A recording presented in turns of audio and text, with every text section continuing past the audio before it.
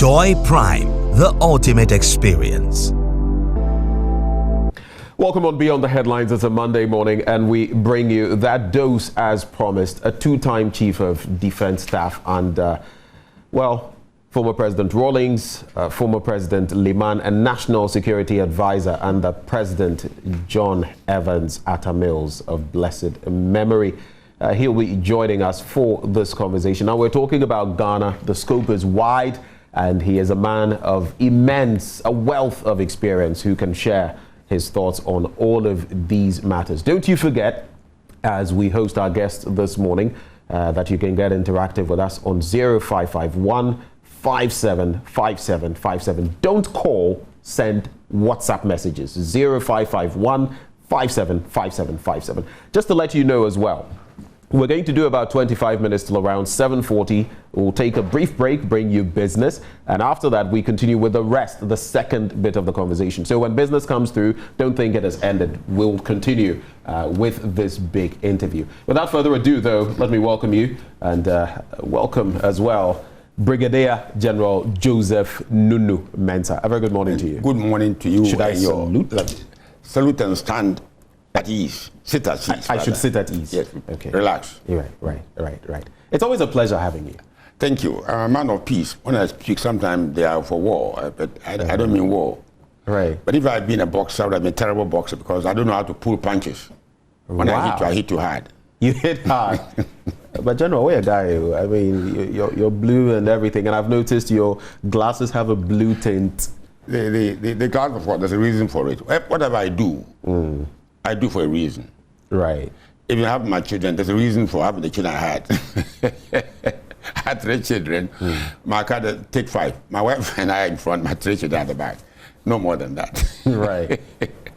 So, I'm very calculating I don't do things, when I leave something here, I don't think that I'm going out of my mind. The reason for it. Right. Tell me something. I mean, this wasn't planned, but it just hit me. Your longevity, the way you are.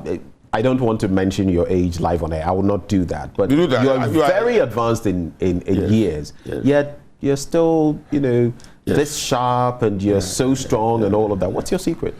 The body is obviously weakening. It is not yet completely gone. But the brain is now fantastic. The experience has enriched me so much so that about a year ago I was teaching my granddaughter. My son is a doctor and they came here, the mother is British. She looked at me and I said, Amy, why are you looking at me like that? He said, Granddad, were you a teacher before? I was teaching a Pythagorean theorem. Wow. How to find the NY, all this. And she was surprised that at my age, I could remember them. Because the brain has to be kept going. And I didn't take any awful food, awful drinks. This morning, I took a little coffee. I didn't normally take coffee. But I woke up about 3:47 this morning. I wanted to call you that I was awake, but I knew. At 3:47. You were sleeping. So I called about 6:01, waiting for our vehicle to pick me. Yeah. By 5 to 6, I was ready. The training I've had, you cannot afford to be late. It is more frightening to me to be late than to be, excuse me, we have any water here? We will get you water shortly. To be charged with murder. If we're late, it's more worse than murder. So I can't afford to. So when they tell me to be ready by 6, I won't sleep. I have slept by 6 o'clock. To wake up early enough not to be late. We call that discipline. Why am I so free? I'm disciplined. It's been too disciplined. And it's interesting because I want to believe that discipline is what has made you who you are. Yes. I mean, in past conversations we've had talked about your military training and Sandhurst and everything. We'll get you water shortly. Yes. But do you see a lack of that discipline in the Ghana of today? Now that you bring it up, do you see a lack of that discip? What do you see out there? But you know what I am going through is really painful for me. Getting to the twilight years of my life, I'm getting to the end. My friends are gone. I've been friends in Canada, in India, in Britain, everywhere. And they're almost all gone. In Ghana here. So when I see something which is distasteful, it saddens me. Because I say to myself, you're going to go very soon, one of these days. Is that Ghana you want to leave behind? Is that Ghana you are leaving behind? I see Even driving here this morning, I see all kinds of problems. Like what?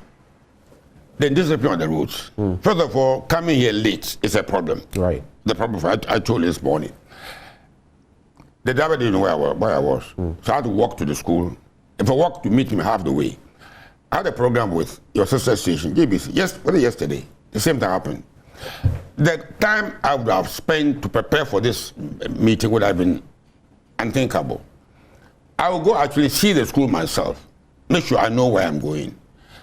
I've done certain things that ought to be done. I mean, if you are a military officer and you are charged with disposing of a head of state for a reason, and you go and say, I didn't know where he was. Come on, you should know where he was.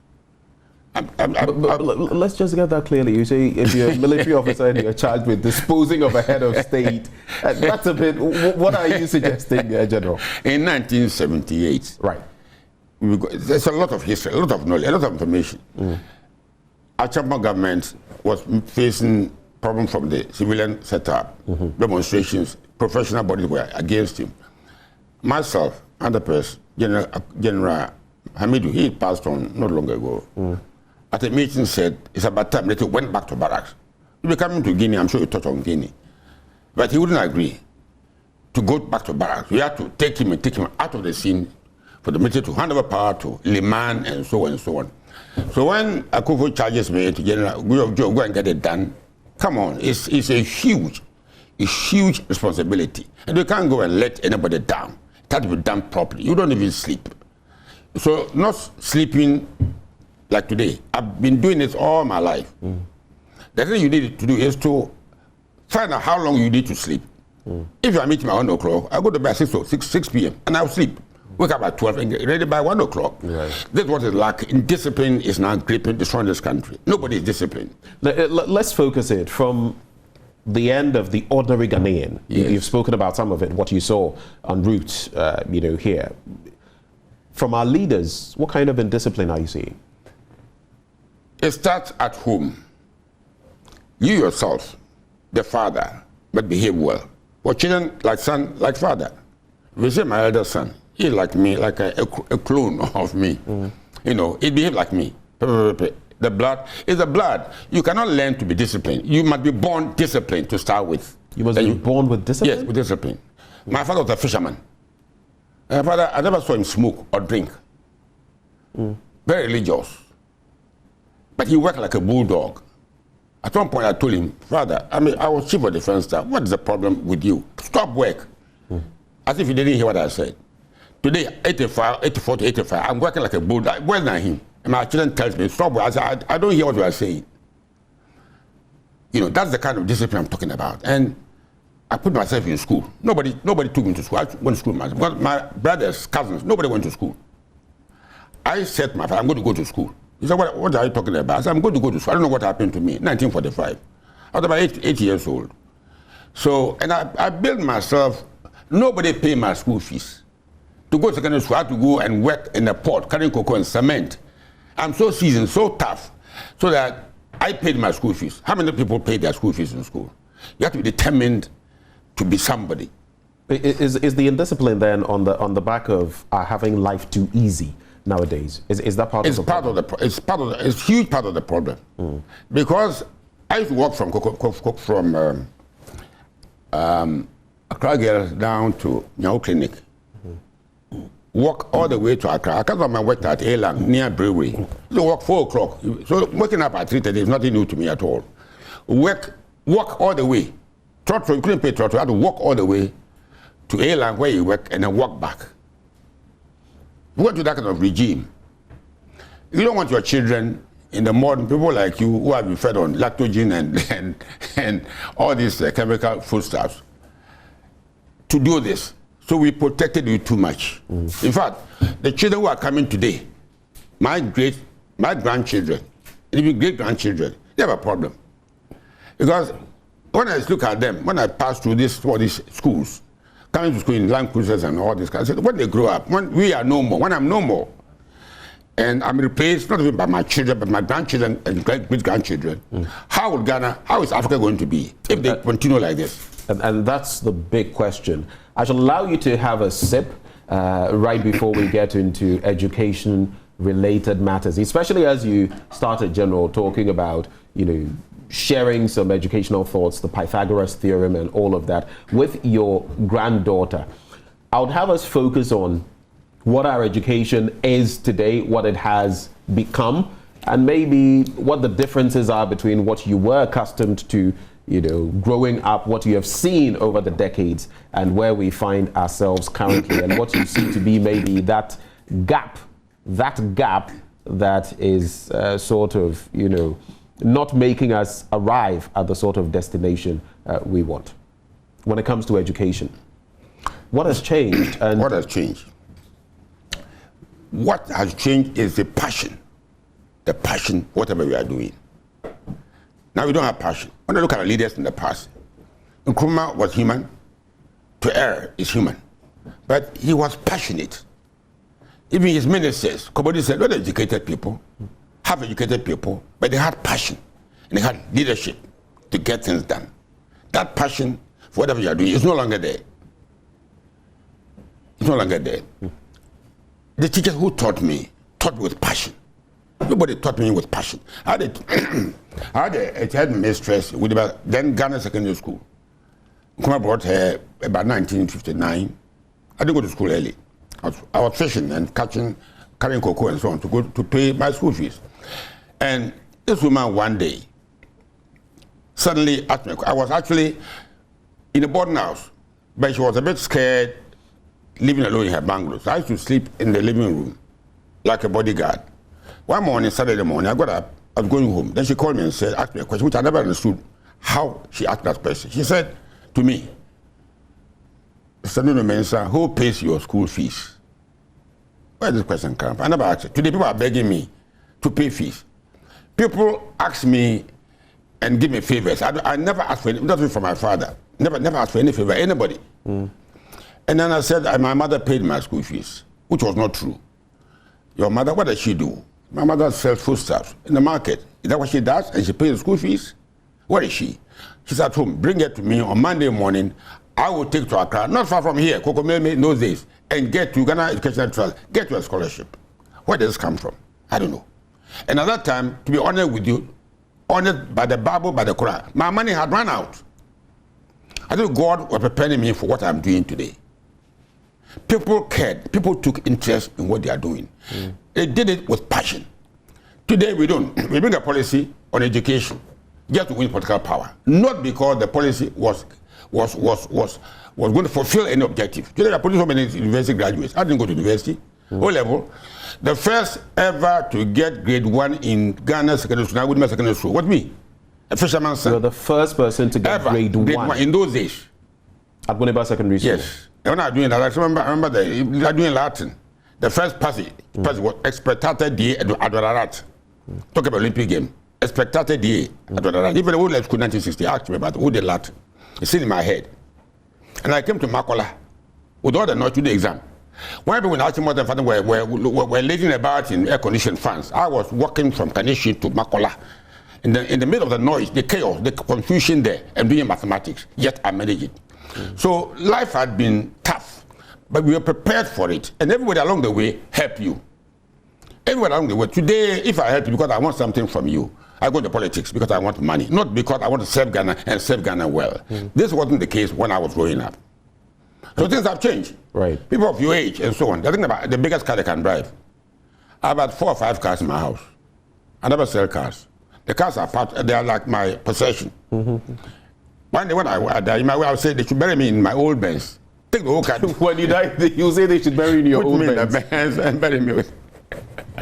I forget permission. Get me my house.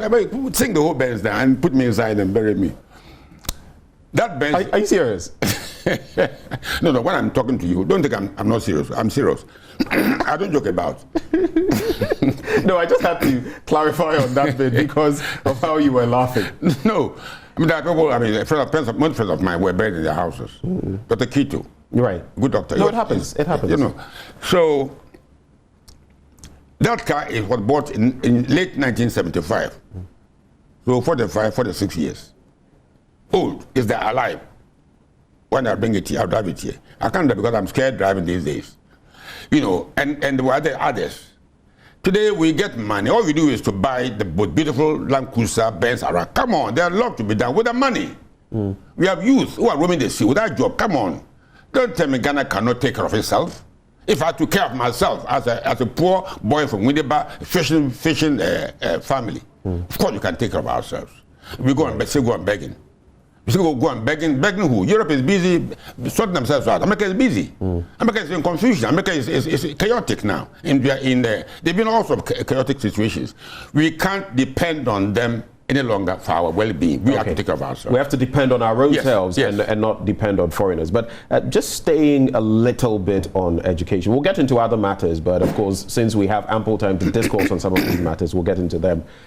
You speak about the quality, yes, and the lack of passion, yes, and all of that. Recently, teachers were given laptops to aid their work so they wouldn't have to write out lesson notes and all of that. But on the other hand, we have free SHS, which has been bedeviled with its own demons, if you like. What do you make of free SHS? You've seen it for a number of years now. What do you think its impact has been? What is going well? What is not going well? I didn't think that we plan it with honesty. You don't think we planned it with honesty? No, I think there was a political purpose to it, to win votes. I'm putting it very blunt. I'm not going to pull any punches here. I will hit, if I have to hit, I will hit. We did it to win votes, to get power. Not because we want to create a better system of education. Because I was in Britain in the early 80s. My children went to Britain. Up to a point, government intervened, but not along the way, all the way. It's not possible. You can pay your way, you can pay for education. With the economy we have, you couldn't do it. But because you are the highest on winning the biggest prize, political power, promise anything. If you want power, so he said, in politics, you have to sell your mother, sell her. And get power, go and take her back. And that you cannot do with power, except return a man to a woman and vice versa. So our politicians are not honest to us. So they bring a policy to favor them and get something out of it. No, everything I did it for mankind. Everything my father did, my mother did. If you came to my mother, you said, look, Ben, have you eaten this morning? Don't open your mouth. Go and eat and come and talk. That was genuine. I was doing politics 1996, Winneba, standing for NPP in Winneba. I went to a place near Winneba along the beach. I speak a pretty well. I grew up, everything. We were fishermen's son, come on. And I saw her. She was almost in tears, hungry or something. I said, Mommy, I'm campaigning for this party and so on. Have you heard my name before? No. She shook the head. Then I used my mother as a reference point. I said, my mother was this old lady who used to live around this area here. Then her eyes shone like a light bulb, and began to weep. I said, why are you weeping? He said, if your mother had been alive today, I would never be poor. Because whatever she had, she would give it to me. That is the kind of situation that we don't have anymore. People do things to favor them. I do things, there are people that pay their school fees. They were driving a Danko circle, around the Danko circle is heavy traffic. That's I'll come back to. It's a traffic. Then a man called me and said, General, remember you pay my school fees at school? I said, what are you talking about? I can't remember what I'm talking about. With my daughter. He said, I was going to invite him. If it's listen, you should call and tell you what I'm saying, if I'm lying. And then he said, oh, I came to you, I couldn't pay my school fees. You would really pay my school fees, not for a term, 2 terms, but for whole 3 years I was doing my senior high school education in Vanzipum. I said, I don't remember, I swear, I don't remember what you are talking about. He said, you did. Now, there are many. This is what, if you are doing politics, you come with a vision. You don't come to make money, but get along. You come with a purpose. And I'm coming to do something to change society. And when that something has been done and finished, you don't behave like Kondi, hang around and fooling around. You get out of the place and somebody come and continue with the job. So on education, I mean, the quality of education. The quality of education. I'm not a Fanti, but I speak Fanti so pure. But I studied and did Fanti at all level. And I had A1 in Fanti. When I speak Fanti, it's like a Fanti man. I'm a quarter away, and if my mother is halfway away, so I'm quarter away. You know, so we should do things with passion, with love. Our politicians today are not of the type of the old ones. When Nkrumah and others were in power, they are human. They may have done things wrong, but they did it not for gaining something out of it. And also because we Ghanaians, there's something we lack. What is that? We lack courage. There are two types. Bravery is not courage. Bravery is not courage. Bravery is a fire outbreak here, I will do something, show bravery. But courage is a quality of life that you should have. To speak when you have to speak. Don't fear because you was. I mean, I was chief of defense staff for two occasions. I was never promoted, but I didn't care because I had principles in life. And whether you are Dr. Nkrumah, you are J.J. Rawlings, you are whatever you are, I'll speak my mind. And people didn't like that in the military. You don't get promoted to different general if you are speaking your mind, but speak because it makes you healthy. Right. Speak your mind, no matter what. In the next few minutes, we're going to wrap up, not just for this part, because we are coming back after business with Brigadier-General Joseph Nunoo-Mensah. He has made mention of Alpha Condé. We'll do that when we come back. We'll talk about the security situation, and you say he should have walked away. He didn't do that. We'll be getting into security matters when we return. But right before we take that break for business, I want to find out, you've spoken about leadership in the Nkrumah era and leadership today with the Atta Millses, the Mahamas, and the Akufo-Addos. What is that, if you could say two things that they are lacking, which you feel is not making Ghana become what it could become, what we call Krabeshe? What would it be? Today I have a paper in front of me. Baumia Jabs Mahama. If you lose a competition, it is not do or die. It's about themselves. It's about themselves? Yes. How to go back, get power. Don't want to go back and get power. For 4 years. To do what? Then I think it was one of the former chairman of the NDC, MPP, remember the name just now, saying that the 8-year cycle, they will break it. So it's going to be a war. You want to stay, I want power. Is it the current one? Is it Freddie Blay? Is it Freddie Blay you're speaking of? No, the current chairman. Right, because I've heard a number of people saying they are going to try to break it. So it's common here. So they are all about we getting power, not about the Ghanaian youth who are roaming the streets. I mean, this is what is happening in Guinea. Look at Guinea. Guinea can be replicated in Ghana here today.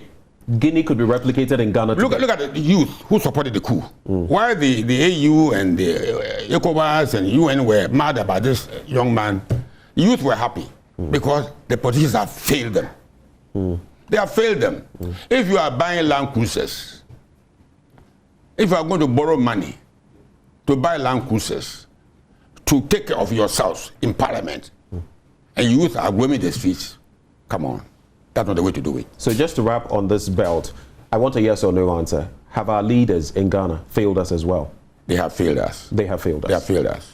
Thank you very much. So we'll hold our horses here and we'll return after business. According to Brigadier-General Joseph Nunoo-Mensah, two-time Chief of Defense Staff, National Security Advisor to former President John Evans Atta Mills, our leaders in Ghana, past, present, in this Fourth Republic, have failed us. There's more coming your way as we get into unemployment, as we get into security-related matters, and more right here on Beyond the Headlines. But right now we take a break. Joy Prime, the ultimate experience.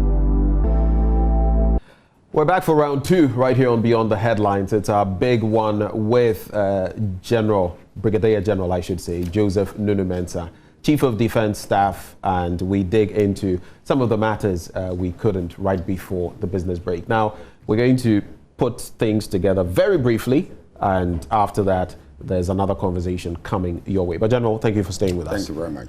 Right. You were talking about Alpha Condé right before, 83-year-old Alpha Condé, by the way, who forced a third term in Guinea, and now he's been ousted.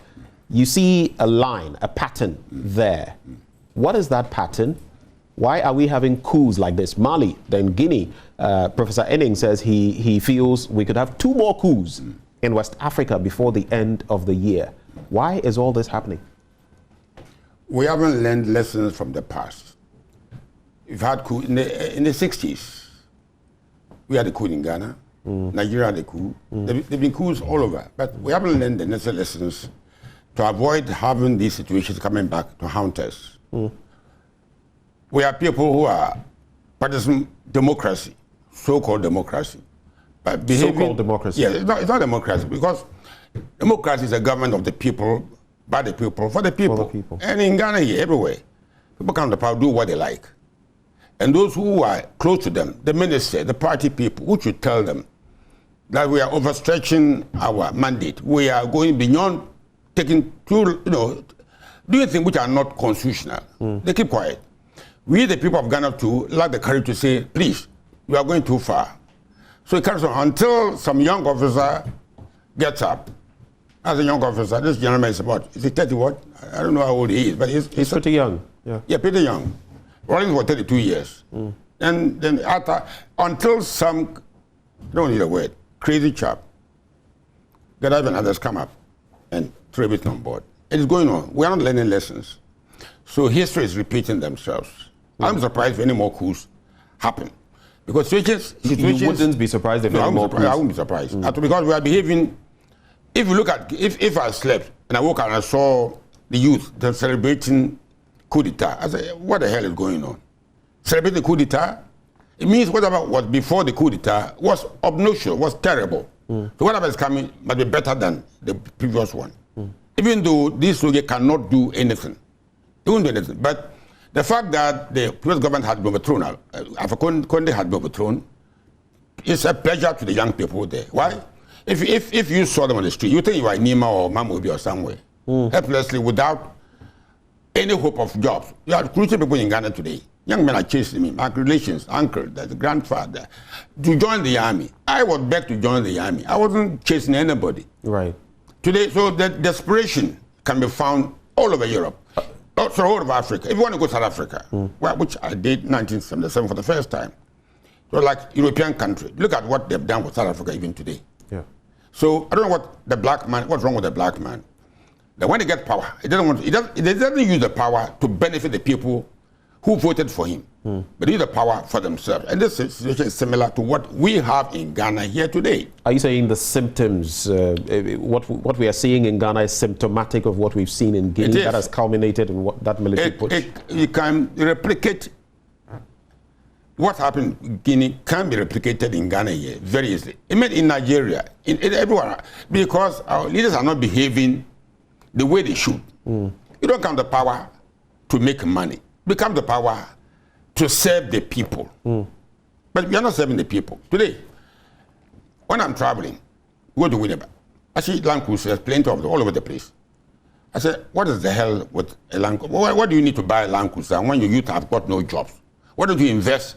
We borrow money to go and buy Land Cruisers. Come on, it doesn't make sense to me at all. And we are behaving in a way that will encourage some young officers to get up and mess up the whole country if we don't take care.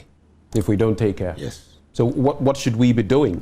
The job creation recently, there was that job fair at the Accra International Conference Center with the YEA and all of that. Beyond that, what can be done? Look, we are not serious. We are not serious. I tell you a bit of my own history. I came from nowhere. Became chief of defense staff. I work like a bulldog. We are not working. We are pretending to be working. Food fair, job fair, this fair, there's nothing happening.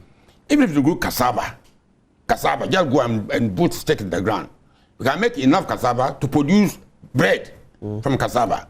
Even cassava, create feed to feed tilapia. Today, if Europeans don't bring food to us, we are dying. Why? With all the land we have, you travel from Aflao to Accra, land is lying there left and right, and we are hungry. Come on, we must be crazy. There's something wrong with our leadership. Something wrong. And if you don't, something wrong, seriously wrong. We have got people in power who don't know the theory, how to read economic theories. But get it going, they can't do that. Right. You're still live with us right here on Beyond the Headlines. And I just had to indicate this. Don't call the WhatsApp number. The 0551 575757 is a WhatsApp number. If you want to call, contribute, maybe you can call 0302 211 693 extension 4. 0302 211 693 extension 4. Maybe we can have time for one or two calls maximum. So send messages to the WhatsApp line. Now, having made mention of all of this, let's situate it again within the military and its work. We've seen some instances, I mean, the most recent of them being the Ejura situation, which called for that committee to probe into the matter, where some people feel, security analysts feel, the military should never have got involved, but they did get involved. And we're now seeing more and more of that. What is your take on that? The military getting involved in a situation like Ejura, and now your expectations. The report of that committee is due this week. What are you hoping to see? Before Ejura, you had one which was a couple of years ago, a by-election. There was another very ugly scene. That is it Ayawasu West Wogon? Just like, you know, it's just a by-election. Yet look at the mess that went on there. There was a mission committee report. Where's the report? What happened? Nothing. Nothing happened after Ejura. Nothing will happen after Ejura? No. If you go by the record, nothing will happen. What happened in short? Many recommendations. Nothing happened. But what I would warn them or warn us, and I keep on saying this, man, I am 85. I won't be long here. I'm serious. I'm not joking. All my mates are gone. I won't be long. But the youth should be careful. When you get the military messing up in politics, it's a very dangerous thing to do. All the coups we have in Ghana hadn't gone, apart from 1979, June 4th, which went pretty ugly. But you had managed to contain these coups because the military stayed as a unitary force. Right. It wasn't franchised into NPP, NDC support. That's what's happened today, and that's very dangerous. The Ejura issue, you don't get the military to mess up in politics. To get the soldiers to go and disperse a crowd of young people protesting, it's not their job. You see, enemies are being used to do all kinds of funny jobs for which they are not trained for. And that, to me, is a warning that if you don't take care, I keep on saying this, I keep on repeating myself over and over, Ghana can get into a messy situation. We are heading toward that direction. Where a messy situation would be what? We've gone through that. We've gone through June 4th before, haven't we? Where Rollins got up, Rollins got up. We're trying to get rid of Achampong and go back to politics, to ordinary politics, which is not our job. He said we hadn't cleaned the tables well, and there was some mess to be cleaned up. Right. There are young people today who are roaming in Nima, not far from here, who are jobless, who are hungry. If you don't handle that situation very carefully, you're caught in trouble. And today, I've got papers here in front of me, apart from Daily Graphic. All the rest are insults between Mama and Baumia and Akufo-Addo. Is that all that they can do? Being powerful, almost 32 years, NDC 16, MPP is going to finish 16 in 3 years' time. That's the legacy of these two parties. But the best they can do. When the thousands of youths are roaming the sea without jobs, one day another crazy child like Gaddafi will get up. By then, I won't be here. I'm worth warning you. You will be here. At my age, I won't be here. And I'm serious about this. And the problem we have had, it goes back to even Nkrumah's days, where when our heads of states, presidents, are behaving in a way like Alpha Conde, his own party people, our own institutions, we should, like Council of State and so, who should shout and say, my friend, come back, come and sit down here. You're not going the right way. We keep quiet. There are decisions being taken today in Ghana by both the NPP and NDC. They've all done the same thing to benefit themselves. There are politicians who are not politicians who are seeking the well-being of the people of this country. I can say for sure, I've said every government in this country, from Nkrumah all the way to the current, I've been APP candidate for Winneba. Yeah. I've been Rawlings, worked with Rawlings, fought him a few times, came back and continue. And unless we deal with the problems that we face, okay, the youth are increasing in number. That scares me. It scares me. Nobody's attending to them. One day, some crazy man will come and lead and say, follow me. And there'll be a mess in this area. General, to wrap up this conversation, just last week, your own friend, Captain Retired Joel Kwamisu, was here. And he suggested that the Council of State has a major problem. I want you to be very brief on this. The problem is, president in, president out, we reshuffle, we do things, and so they can't even speak up. They can't do what you're saying they should. He suggests that we should have former presidents, people, representatives from the House of Chiefs, and and even former chiefs of defense staff in there. Your quick take on that. It's a very good suggestion. As it is now, Council of State, President pick their friends, party, hangovers and so on. I know what I'm talking about. I've been around for a long time. It doesn't help. But it's only when they want sincere advice. Sincere. I mean, people don't have the courage to. President Mahama was there when I was a school advisor. He removed me because I will not pull punches. I'll tell you what is wrong with you. They don't like it. So you told Mahama what was wrong and he didn't like it. But when you remove someone like me, I'm not saying I'm all knowing, no. But when you're a fisherman father, you go to Sandhead, you top your class, you are chosen from Ghana to go to Britain by officers from the British Army. They chose you. A fisherman is not a person from Atimoto and Francis from any other school. You go and top your class in Europe. Say you're advising you. A throw him, I bring Baba Kamara to come and advise you. What do you want? You want good advice? The advice President Mills had when he had a problem with the Ivorian crisis. I sat him down and educated him. You want people who are committed to working. But our presidents are not going to do what Joe suggests because they want their friends to be around them. They go in there, all they do is chicken and eat and so on. They don't really advise our presidents. Right. It's not helping the country. All the Council of State does is, chicken and eating and the rest. They don't really give good advice. The way this is going, I think we may need a second bite of the cherry. Would you be willing to join us again for this? 1 hour so you have. Look, you need a half a day. When I open up. And that's exactly what we want you to do. How about, let's say, sometime tomorrow? Let's do this again. Tomorrow I have to go home. So we'll arrange it? Yeah, arrange that. We'll arrange it. We'll have a second proper part to this conversation. Yes. I'm ready because there's so much going wrong with us. General, it's always refreshing speaking to you. We're very grateful for your time. At 85, you've been there, done that. And there's still more. And we're going to get it out of you. Thank you. Thank you so much. Before I go. Right. This has been Beyond the Headlines with me, Benjamin Akapo, and Brigadier-General Joseph Nunoo-Mensah, retired, of course. Joy Prime, the ultimate experience.